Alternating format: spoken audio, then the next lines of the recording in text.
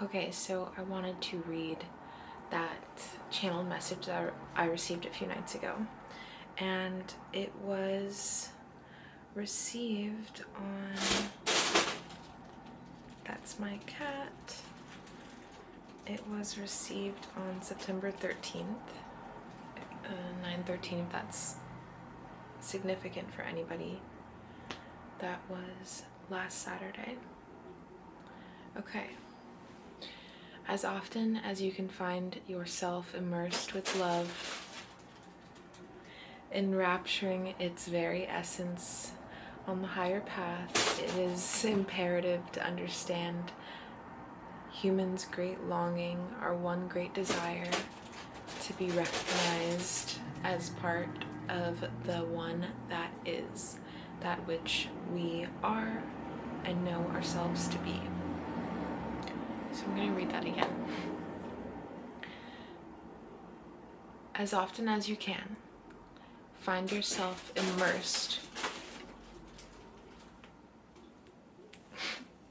with love, enrapturing its very essence on the higher path.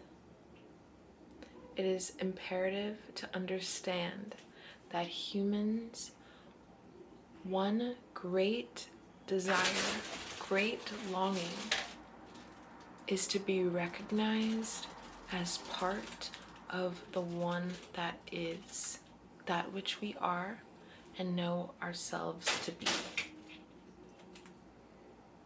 One more time. As often as you can, find yourself immersed with love, enrapturing its very essence on the higher path. It is imperative to understand that humans' one great desire, one great longing, is to be recognized as part of the one that is, that which we all are.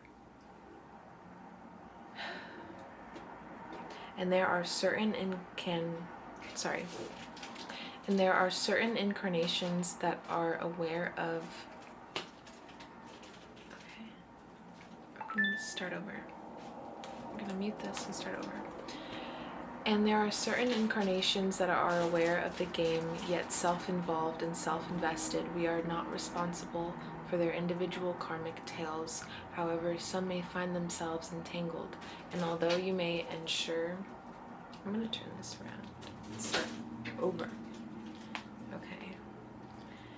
There are certain incarnations that are aware of the game, yet self-involved and self-invested. We are not responsible for their individual karmic tales. However, some may find themselves entangled, and although you may ensure and persist it is unwarranted, we can always trace our outcome to an origin of the mind. I wrote these in really long running sentences. There's no punctuation, and I'm sort of just reading it to find it again and finding where I mentally put in the pauses and the commas and what have you. It's a little frustrating. So what I felt that as there are other people living this experience with us, and I think it's safe.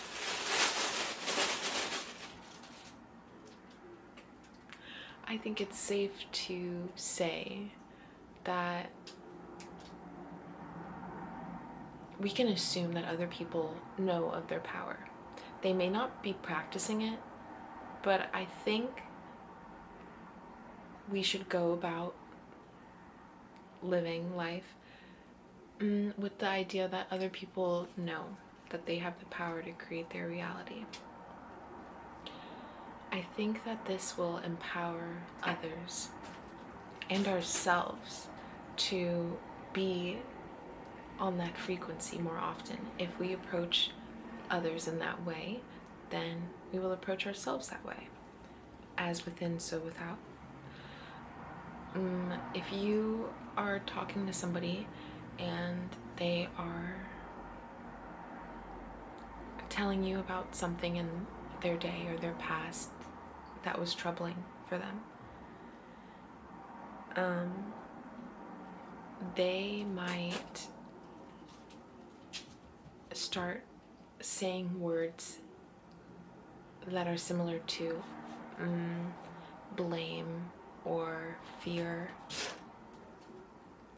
really low feelings, right? And you might instinctually come down onto that level with them. Not that you are trying to do it on purpose, but it's very natural for us to want to relate, and it's important that we recognize our own human instinct, at least for the people that feel emotions deeply, that have great empathy for others, and you understand what I'm saying. When people come to me with an issue, or when they used to come to me with an issue, I would make it a point to feel how they were feeling. And I would make it known that they are totally right to be feeling how they're feeling. Like, oh wow, I totally get why you're blaming them. Like, that was really crappy. That was so crappy. Like, it's all their fault. Just an example, like riding that wave with them because I'm feeling it for myself. I'm seeing their perspective as they're presenting it to me, and I'm wrapping myself into it. I'm playing along with it. It's so disempowering to do that to each other. When we blame others for something that we're experiencing, we're giving away our power. Giving it away. So I like seeing that I wrote here, that I channeled this, because I'm saying channeled because this is how I want to believe and think. I catch myself not thinking like this though. So when I read this and I go, oh, I wrote this, it's almost like, oh, I wrote this, you know? But anyways, we can always trace our outcome to an origin of the mind. We can always trace our outcome to an origin of the mind. That is so important, because how often do we give our power away? I mean, really think about it. How often do we put our mood, our emotions in the hands of others? So often. Every time you look at the news, you're doing it. Have faith in your thoughts' ability to realize in the very face of your reality, for they are birthed from the endless designer that is our waking mind. Let me read that again. Have faith in your thoughts' ability. Have faith in your thoughts' ability to realize in the face of your reality, for they are birthed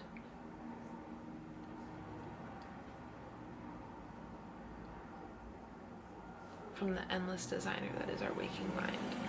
I believe I was trying to say, or I wanted to say, or I'm interpreting it as I wanted to say, have faith in the ability to recognize your thoughts becoming reality. Have faith in your thoughts' ability to realize in reality. Oh yeah, duh. Have faith in your thoughts' ability to realize in reality.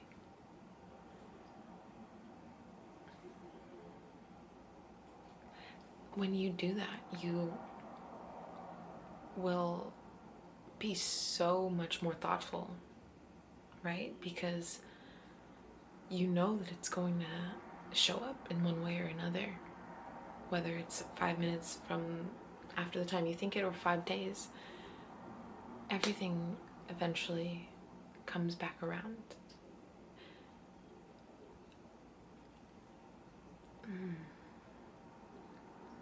is a big one. It's a very big thought. I don't even know what to say. 4, they are birthed from the endless designer that is our waking mind. That reminds me of something that like Abraham Hicks would say. Esther Hicks. You go around living life and you end up having desires, and that desire puts the manifestation into what they call the vortex, which is like this vibrational escrow. All of these things that you've been wanting, things that you've desired, and not just like, oh, new car, oh, new house, new partner. No, like peace, easy thoughts, easy days, less struggle, more joy, more laughter. Somebody's a little rude to you, so you have a subliminal, or maybe it's more conscious, somebody is mean to you. So somebody is mean to you, for example, and you have the thought that I just want people to be nice to each other, to me. I was going to say little, but those things aren't little. They make up the whole fabric that is community, that is our experience. They make it up so much more than the car and the house and the shoes. Those things are so nice to experience too. That's why we came to Earth, to experience those physical luxuries. Good food, warm bed. It's amazing, right? Let's level it all out then. That wonderful house in New York or that plot of land in Georgia is just as meaningful as inner peace and calm, clear thought patterns. This is coming from somebody who has struggled with mental health in the past. I've had certain diagnoses put on me, really big ones that required certain medications, and what those medications were doing were turning my faucet off, as I like to say. But anyways, I went off on a tangent. The last thing I said was, I was talking about Abraham Hicks, wasn't I? And like the vortex and how it's all filled up. And then I started, okay, back to what I said, waking mind. Stay firm in the beliefs that create your dreams, for they will show proof in the everyday experience. Stay firm in the beliefs that create your dreams, for they will show proof in the everyday experience. If attention is held and embodiment is undertaken, all that which is sought must be given in due timing and superior order. The world is finite and previous, as delicate as a flower. Ooh, that should say precious and previous. I was typing fast, I guess. I had a lot to say. I'm gonna read that again because that was really good. If attention is held and embodiment is undertaken, wow, all that which is sought must be given in due timing and superior order. The world is finite and precious, as delicate as a flower. We pluck from the ground that which we desire, knowing not of the wealth that lies beneath the soil. We seek superficial commodities in lieu of our physical predicament. Suffering is a constant, normalcy seeking rest, and dependent on our staying under. Wow, hold on. I am sort of reading all this for the first time, if you can't tell, so I do apologize for like not having, checked off, written down things to say after each point. I really just wanted to share the messages with you as a whole, and then I'm channeling what to say with it. I'm going to read that one more time. If attention is held and embodiment is undertaken, all that which is sought must be given in due timing and superior order. The world is finite and precious, as delicate as a flower. We pluck from the ground that which we desire, knowing not of the wealth that lies beneath the soil. We seek superficial commodities in lieu of our physical predicament. I just brought up how we sometimes hold the physical manifestations above, well, they're all physical, I should say. The physical, achievement ones, we hold those to the same degree as other experiences, more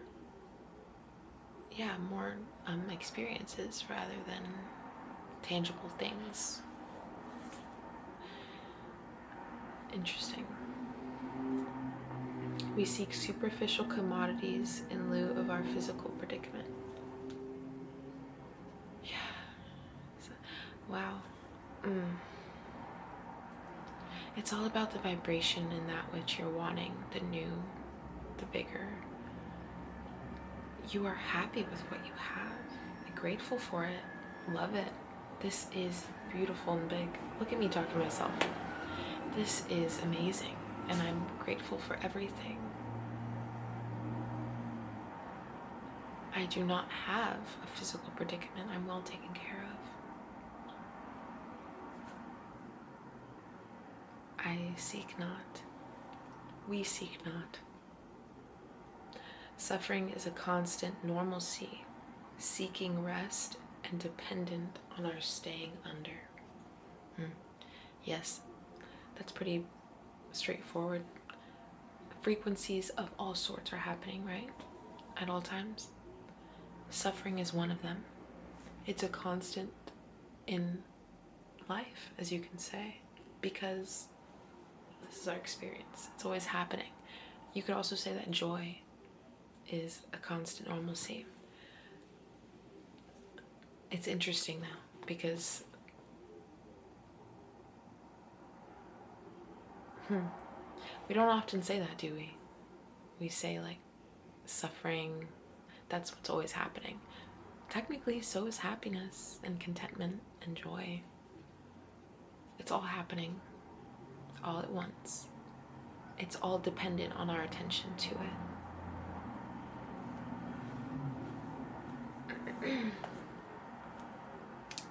Find the guidance between the silence and listen closely for the connection or attainment you seek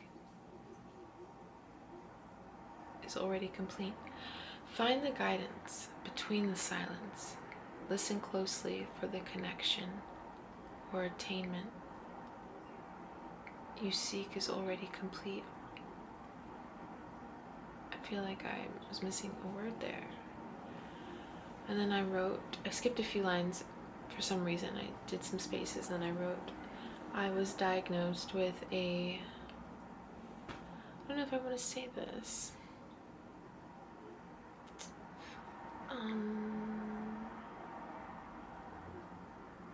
It's fine, because we're not our diagnoses. It's what they want you to think. It's your superpower.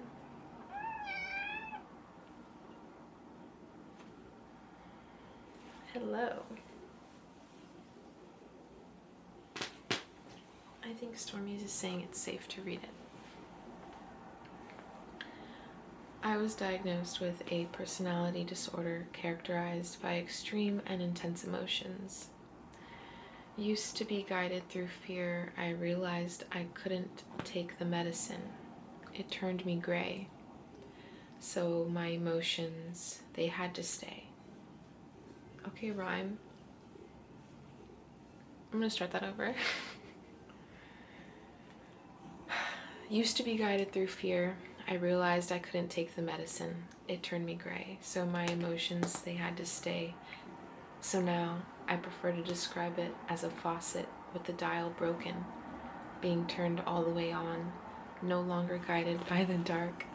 I'm lightly deep in the experience, presently mapping a way home.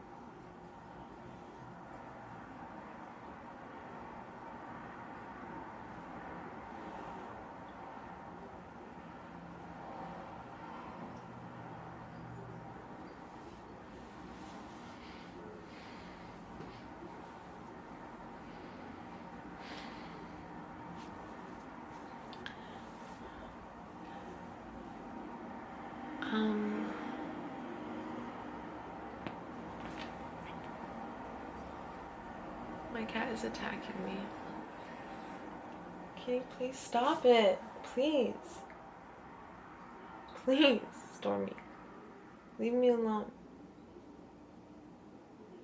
Please.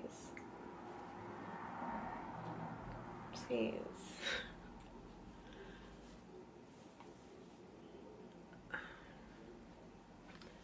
So, yeah, I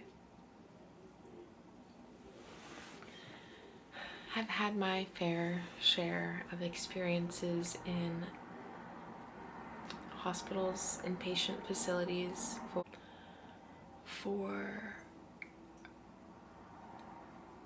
attempting to leave the experience. And I was given a wide range of medications throughout my life.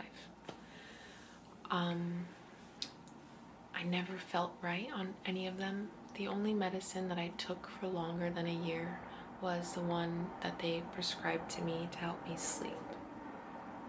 I went through a time where I slept for most of my life because of that medicine. It eventually got to the point where I said no more to all of it. I need to just be me if I'm gonna be here. And up until now, this year, 2025, I'm 25 years old. I've never felt so in control of myself and my emotions. I was diagnosed with quite a few things. The first being major depressive disorder and an anxiety disorder.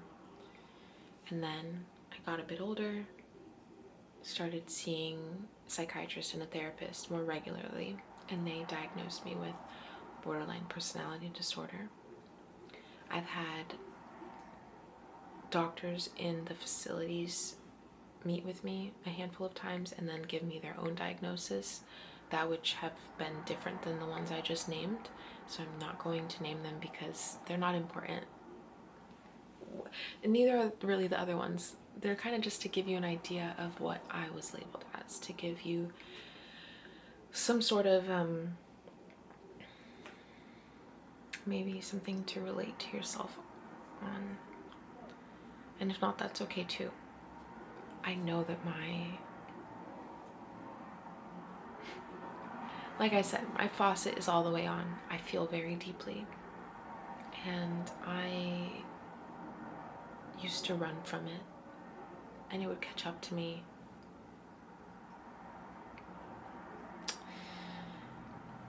I am living in it, with it now. It's my best friend. I wouldn't be me if I didn't feel things and see things the way that I do. And life really is what you make it. Growing up, my environment was very much of the world.